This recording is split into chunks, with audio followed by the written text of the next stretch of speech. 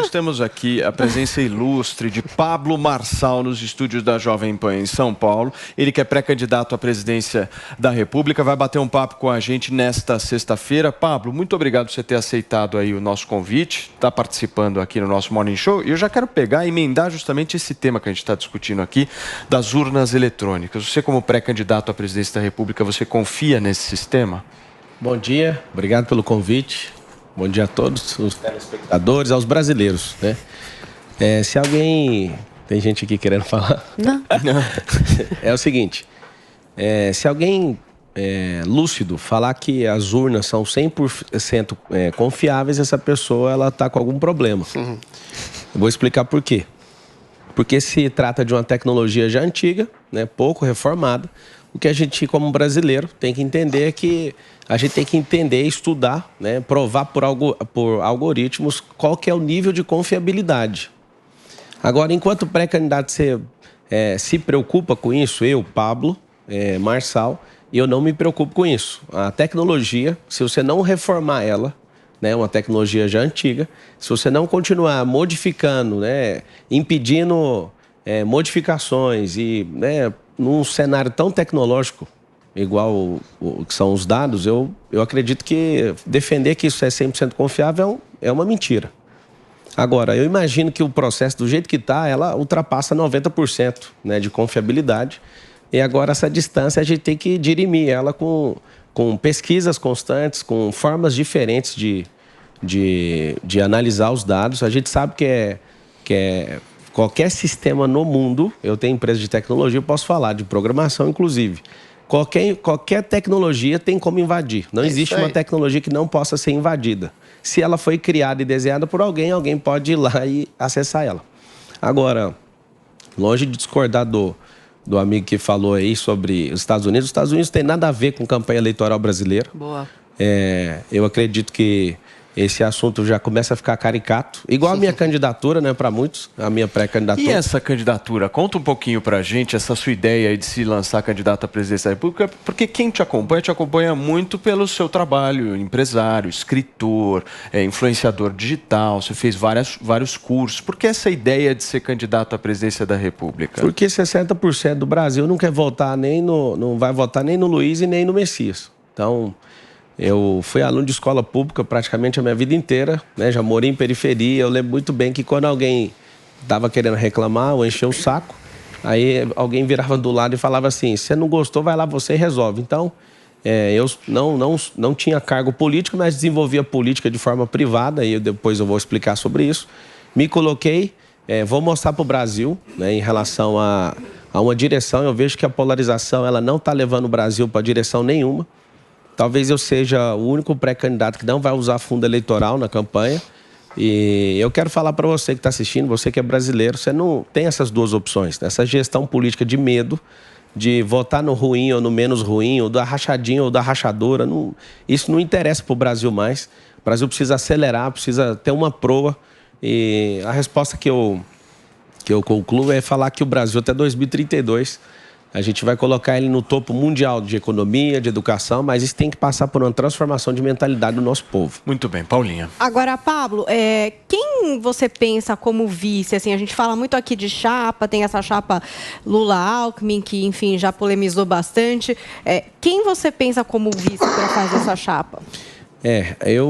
Se for depender da minha vontade pessoal, eu quero alguém do Nordeste, uma mulher divorciada, mais ou menos aí de uma faixa etária de 53 anos. Porque 43% dos lares do Brasil são liderados por mulheres. Mas tem que ser divorciada?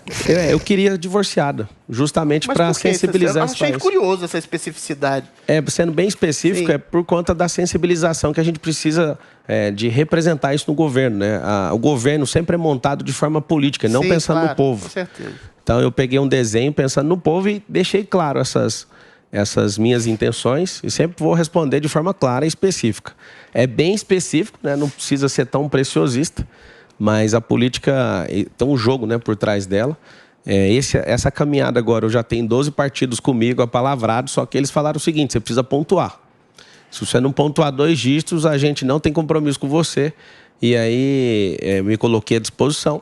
E quando começar a pontuar, a piada vai virar um pesadelo. Esse nome você não tem aí de vice? Tem vários nomes, mas eu não vou divulgar nomes, né? Principalmente porque tem vários acordos já costurados com alguns partidos. E isso precisa de ter uma reação popular. Se não tiver, é só uma besteira falar nomes. Paulinha? Não, eu só ia perguntar se isso é uma estratégia no sentido de atrair o voto dessas mulheres, uma estratégia de marketing, digamos assim, ou se isso é um princípio seu de representatividade, de imaginar que no governo a gente precise representar essa parte da população que, como você já considerou aqui, é uma grande parte das mulheres brasileiras?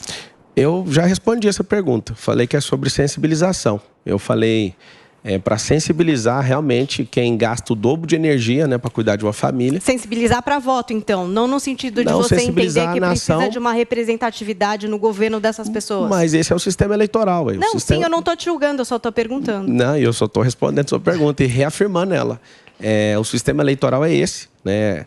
Se você quiser que as pessoas te ouçam, né, elas precisam ser representadas. Então, quando alguém vota, não tem nada demais. Ela está falando assim, eu confio em você.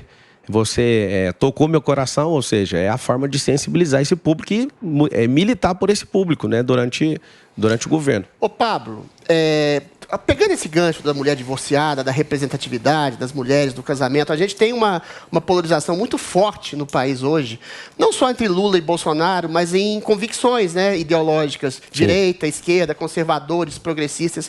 Eu queria saber em qual espectro você mais se alinha, se é um centro progressista, centro-direita, centro-esquerda, e como é que você vê essa questão familiar? Como é que você vê essa pauta de costumes defendida pelo governo Bolsonaro, que é anti-aborto, a esquerda é a favor do aborto, a direita pressupõe uma família mais tradicional, a esquerda alarga o princípio e o conceito de família, às vezes de maneira um pouco exagerada ou não. Como é que você vê a pauta de costumes, como você se alinha diante dessa pauta de costumes e como você se define ideologicamente? Vamos lá, 30% do eleitorado é dividido bem ao meio, né? 15% do eleitorado é a esquerda extrema e 15% a direita totalmente extrema. O que acontece? A gente, como brasileiro, a gente não é obrigado a sustentar uma ideologia lá da Revolução Francesa que tem mais de 200 anos, com esse negócio de esquerda e direita. Sim. E eu sei que todo mundo quer me colocar um rótulo, mas eu vou te falar. Existem coisas muito boas que a esquerda produz na nação, só que quem é de direita ignora 100% do que é feito e falado. Exemplos. Causas sociais. Sim. Eu já fui da periferia, eu sei o que é passar fome. Não passei uma semana de fome, mas eu sei o sentimento, o que é isso, o que é ter dificuldade, o que não é ter dinheiro na família para pagar a conta. Mas a direita não faz causas sociais também? Por exemplo, auxílio família, essas coisas. Não, esse auxílio aí, ele foi alongado de um outro governo, né? Ninguém falou, queremos fazer isso. Isso é uma manutenção e até usar isso de forma de brand, né? Para continuar a angariar mais votos. Mas está errado, não. Tudo bem. Mas eu queria ver quem é homem ou mulher para peitar e cortar um benefício desse, né, no país que precisa de assistência, e foi doutrinado para isso. Então, o que acontece? Esse rótulo de esquerda e direita, ele veio, né, tem só pouco mais de 200 anos que a gente está arrastando as nações com essa conversa, justamente para impedir o crescimento de um povo, né, das pessoas crescerem como governantes. E aí o que acontece? Querem me colocar de um lado, eu não vou assumir isso, apesar de ser uma piada para vários, eu sou do alto, eu vou aceitar, vou tolerar tudo que vocês querem, mas 70% do povo não aguenta mais esse assunto. Se você chegar agora aqui na Paulista e perguntar para alguém que está com fome se ele é de esquerda ou de direita, ele só quer a comida. Você pergunta para alguém que está na fila de emprego, só quer o emprego, ele não quer saber de esquerda e direita. Para um empresário que quer financiamento, ele também não está nem aí para isso. Vocês vão enlouquecer essa nação com esse assunto. Então é o seguinte, não tenho expectativa nenhuma em relação a cortar ou diminuir os extremistas, eles vão continuar, mas não faz sentido a gente ter 70% da população que não importa com esse assunto. A gente pode voltar a ser um país pragmático, produtivo, focar em crescimento, e fica parecendo alguém, né, que é ideológico demais, a pessoa vai virar e vai falar assim, você é murista, você está em cima do muro. Não, eu posso governar sobre todos. Se você é amante de uma ideologia, siga ela. Toda ideologia, ela vai limitar, ela vai alienar o cérebro. A minha ideologia, né, para ficar bem definido, é o Brasil. O principal pilar dessa ideologia chama-se liberdade. Tá? Você tocou no assunto de aborto. Enquanto a direita é contra, a esquerda é a favor, você falou. Se eu for para uma guerra, né, o Brasil entrar no estado de guerra, igual a Ucrânia está, e precisar de mim para defender o povo brasileiro, colocar um fuzil na minha mão, eu vou para cima. Por causa de quem? Por causa de vidas de brasileiros, não por causa de patrimônio brasileiro. Você é pró ou contra aborto? Vou te falar agora. Perfeito. Se eu for para a guerra defender uma vida, por que eu vou aceitar tirar uma vida de alguém que é indefeso? Essa é uma pergunta que eu te faço. Isso é uma pauta de direita, então. Você é contra Ou seja, eu não sou contra. Eu sou contra assassinato de vida inocente. Inclusive, eu vou sugerir que mude o nome aborto, porque vocês estão... Quando eu falo vocês, quem defende? Vocês acham que aborto é igual abortar um projeto. Acho que o erro de tipo, né, a tipificação penal, está parecendo de Seria projeto. homicídio que você ia colocar? Não é homicídio, porque homicídio precisa de ter respiração, né? Mas uma coisa que você tem que entender é que ali é uma vida indefesa. E eu acredito que as mulheres que defendem o aborto, elas falam assim, meu corpo e minhas regras. Eu vou continuar achando que ela está certa nisso. O corpo dela é regra dela, ela decide o que quiser. Só que tem outro corpo lá dentro que não é dela. Então, sabe qual que é a discussão que eu quero trazer? Não é se eu estou certo ou se eu estou errado. 4 crianças por dia morrem afogadas no Brasil. Então, a gente vai tampar todas as piscinas para nenhuma criança morrer? Não, coloca uma telinha. Se você não quer engravidar, você põe uma telinha na genitália ou então na mente. Eu sei que é grosseiro isso, mas é para provocar o pensamento. A gente, enquanto Estado, a gente não decide quem vive e quem morre. No Brasil não tem pena de morte, a não ser no Código Penal Militar, em caso de deserção e em caso de guerra. Então, assim, a gente não mata ladrão, a gente não mata traidores da nação, ladrões que roubam trilhões. A gente não mata essas pessoas, vai matar os bebês que não tem nada com isso.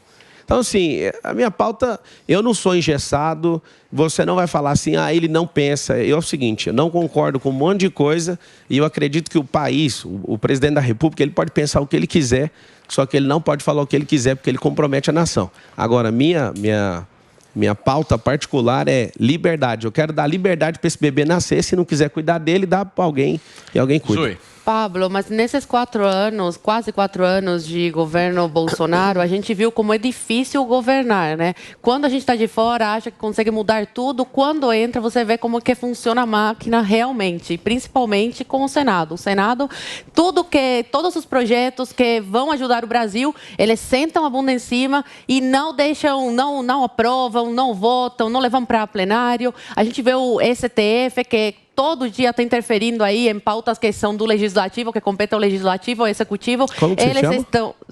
Zoe, você acha que... Desculpa te interromper. Você acha que está esse clima de guerra entre os poderes por qual motivo? Você sabe explicar? pela interferência do STF nos Eu acredito poderes? que é por um só. Ou é pelo... Qual? É o próprio executivo.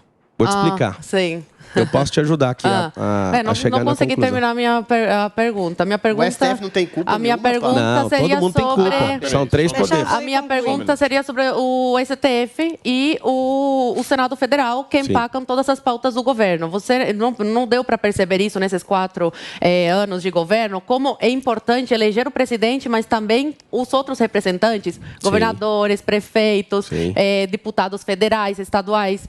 Você não acredita que seja um pouco disso também, que o governo não tenha conseguido avançar em todas as suas pautas por causa dessas questões aí? Você sabe quantos anos que o Messias ficou no parlamento? 27, salvo engano, quase 30. Eu vou te explicar. Eu nunca fiquei nem um dia, um dia inteiro dentro do parlamento, mas eu tenho relacionamento lá dentro e eu sei que os 3 poderes funcionam por meio de relacionamento. O que acontece? O Messias, ele passou 27 anos dentro do parlamento. E quando ele quis ser presidente da casa, ele ganhou 4 votos. Não teve o voto nem do próprio filho, que eles estavam brigados na época, algo assim. Só que acontece, quando ele era parlamentar, ele não conseguiu nem 4 votos para ser presidente da Câmara. E aí a gente percebe algo. Ficou 27 anos, não estava costurando o relacionamento, aí depois vira presidente. O que você acha que vai acontecer? Vai ficar todo mundo contra ele. Apesar que toda legislatura tem aí um processo natural de 50% de renovação do quadro. O relacionamento do governo do PT com o Legislativo, por exemplo, foi através de corrupção. O Lula tinha o maior bom trânsito entre os partidos, que ele subornava e comprava e corrompia. Eu não terminei de falar e não falei que relacionamento é sobre comprar pessoas. Pois é, mas na verdade sempre foi mais ou menos assim. Mas vamos ver. Não, isso aí não é um modelo correto. Então você acabou de mostrar um modelo que não é. Desse modelo. Você mostrou o modelo que é incorreto e o ruim, que é o que eu estou falando. A gente pode avançar, A gente não precisa aceitar os 2 modelos. Então o que acontece? Essa tensão que está acontecendo no país é em decorrência de quê?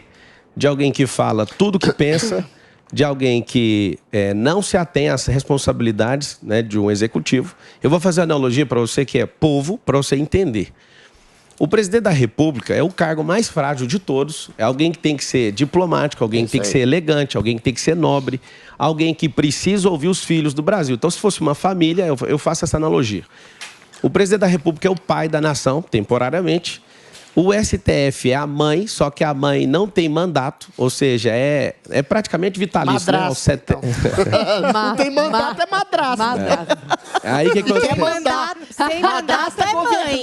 Nasceu é mãe pra sempre. Pai se aceita, né, Drilinho? O pai é biológico, foi eleito, pelo menos, né? A aposentadoria compulsória do ministro do STF é aos 75 anos, né? Então, a gente pode discutir muitas coisas enquanto nação, de colocar mandato, né, no STF, isso pode ajudar pra caramba.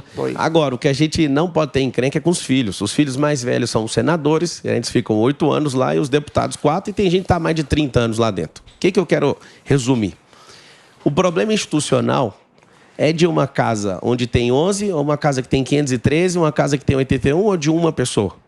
É uma pessoa que precisa ter elegância, é uma pessoa que precisa transmitir confiança. E eu sei da dificuldade do presidente.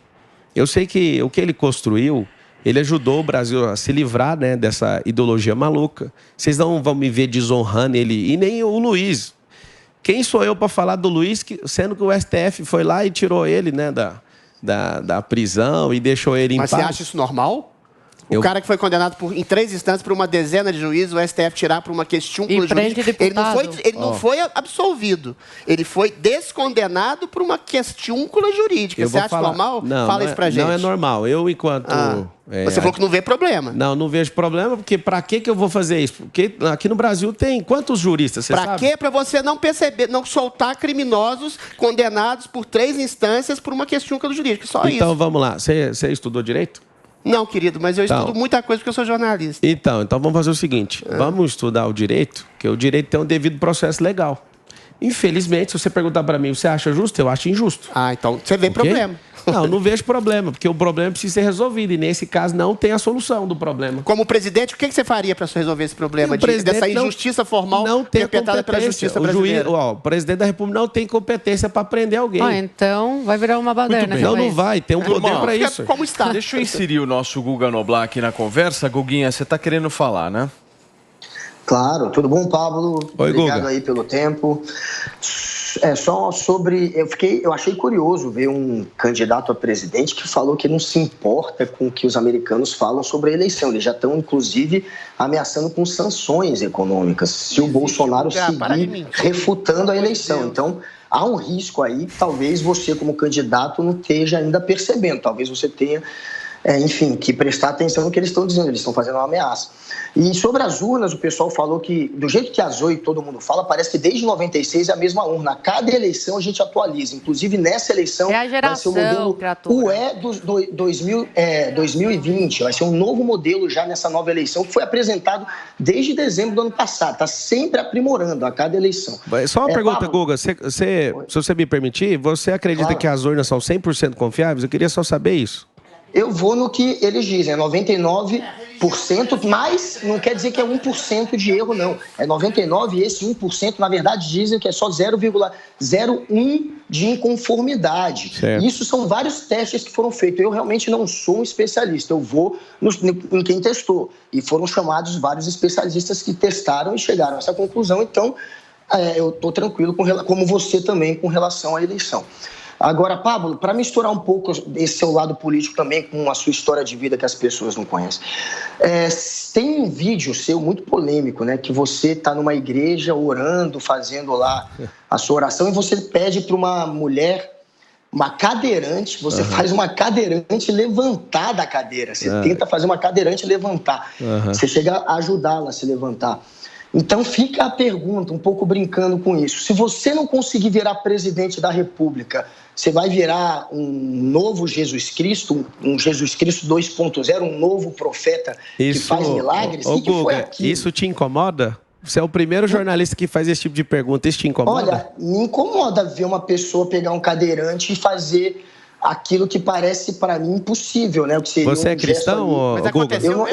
Só um pouquinho. Mas, enfim, eu não vou julgar, eu quero só entender a cena. Mas é curioso, ele vai entender. Porque você pegar uma cadeirante me parece muito apelativo, entendeu? Entendi. Me parece sem dúvida muito apelativo só um pouquinho. Você querer. Guga, só me responde que eu já consegue fazer milagre. Eu já te respondo. Você é cristão? Eu sou judeu. Você é judeu.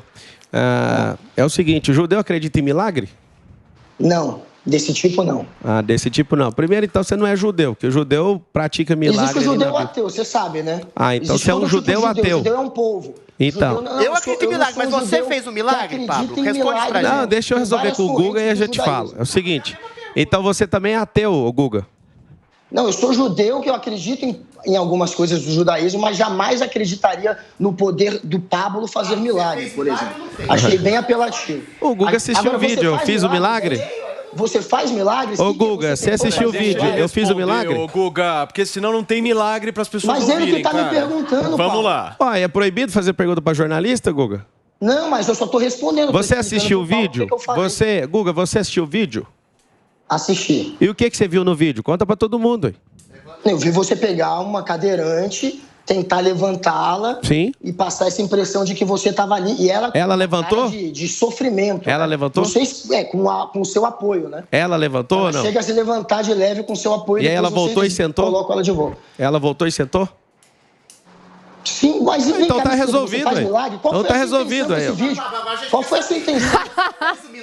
Ai, meu Deus. Olha nos meus olhos. Você fez o milagre da cadeirante levantar e andar? O Guga assistiu o vídeo. Não. Eu não vi o vídeo e eu sou um leigo jornalista. No seu stories. Eu quero... Olha nos meus olhos. Eu tenho Você fez uma cadeirante levantar e andar? Eu não sabia disso. Vamos fazer o seguinte, entra nos meus stories. Não, Pablo, a gente tá perguntando pra você. O que aconteceu nessa história? Eu sou cristão. Eu vou te explicar. Tinha uma cadeirante que não andava. Você falou, levanta-te, anda, e ela ressuscitou? Ressuscitou? Ressuscitou da enfermidade. Você faz milagre? Você vai fazer o milagre de melhorar o Brasil, Pablo? Responda essas duas perguntas. Você faz aleijado andar e faz o Brasil melhorar? Fala pra gente. Só milagre, né, Adriles? O meu respeito aqui a todo o PNE do Brasil, são milhões, né? São pessoas com necessidades especiais. Eu acho que aqui já começou a ficar num tom cômico o assunto. Não, mas... deixa eu terminar de falar. Vai lá, querido. O que é o problema do Brasil? O problema do Brasil é que ninguém perguntou nada do futuro para mim até agora. O Guga tá falando de Estados Unidos invadir a eleição do Brasil. Aí ele pegou um assunto aleatório falando de cadeirante. Quem tiver curioso... Mas isso passa seu perfil. Pode passar meu perfil. Entender o seu perfil. Meu perfil é uma pessoa que fala que faz milagre. Deixa ele responder. Eu nunca falei faz isso. Milagre ou não. Vai, turma, então responde, por favor. Então fica seguinte, quieto, peraí. Vou explicar para vocês. O Google, ao invés de pegar alguma coisa boa, foi lá e pegou um vídeo desse, né? O vídeo tá lá, vou deixar, coloca nos stories para mim, Pablo Marcar um, vocês vão lá, vocês vão ver. Seguinte, presta bem atenção. Eu sou um cristão e qualquer pessoa que pedir para mim, Pablo, você pode orar por mim? Eu não sou covarde. Então, se você quer saber o que significa aquele vídeo, aquele significa alguém que não tem covardia, tá? Você perguntou, você faz milagre? Sim. Eu sou um milagre. Só de estar sentado aqui, eu já sou um milagre. Mas você fez ela andar? Cara, é só assistir no vídeo. Eu não vi, Pablo. Pergunta pro Google. Responde pra Vai buscar o gente. vídeo. A pessoa tá andando hoje em dia? Eu não sei. Tá cadeirante? Eu não Turma, sei. Paulinha, busca o vídeo. A gente vai continuar Isso, conversando pega o aqui com vídeo. o Pablo Marçal. Ela ao pediu vivo. oração, Pablo eu orei Marçal, por ela. Eu sou cristão, empresário, eu não sou covarde. pré-candidato à presidência da República, vai disputar a eleição neste ano. E eu vou... A gente vai discutir o vídeo, Pablo. A gente vai ter muito tempo ainda para ver esse vídeo. Vini, você tem pergunta para Pablo Marçal? Tenho. Eu queria perguntar para o Pablo uma pergunta sobre o futuro e uma sobre o passado. Pablo, quais vão ser as suas bandeiras aí nos debates, né, durante a campanha para o país? E você acha que nos debates vão explorar também aquela situação que aconteceu no Pico dos Marins, quando você levou aqueles seguidores lá, deu aquela confusão toda, teve gente que falou que você foi um pouco irresponsável, porque teve que ter aquele resgate dos bombeiros. Queria que você falasse um pouco sobre essa situação também. Vamos lá. Primeiro, os debates, você não vai esperar nenhum dos dois da polarização, porque eles não suportam debater com gente que sabe fazer perguntas. Né? Então, não espere por eles lá. Essa não é nenhuma profecia, mas você pode analisar que eles não vão. E eu espero que vocês, como povo, analisem, né? Por que os dois, nem o de esquerda nem de direita, vai estar lá. Segundo, acho que eu vou responder essa pergunta talvez 10 milhões de vezes. Sobre o Pico dos Marins. Teve a subida, ninguém arranhou nenhuma unha, até hoje eu não entendi o exagero desse assunto. Então, o bombeiro que foi lá, né? Eu pedi por precaução, por causa que o rádio parou de funcionar, com outro grupo que dormiu um pouco abaixo. E não precisou nem de pegar na mão de ninguém, não usou uma corda, não usou uma prancha, não desvalorizando o trabalho deles, mas eu acho isso um exagero, né? Headline de notícia para clickbait e proliferou sem ninguém fazer uma pergunta.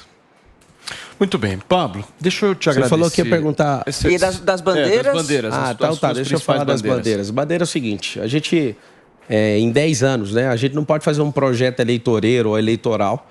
A gente tem que fazer um projeto de Brasil. Então, a gente vai abrir 10 milhões de empresas. Quando eu falo a gente, é você que está assistindo aí. Vários de vocês estão aí, por exemplo, no YouTube, comentando.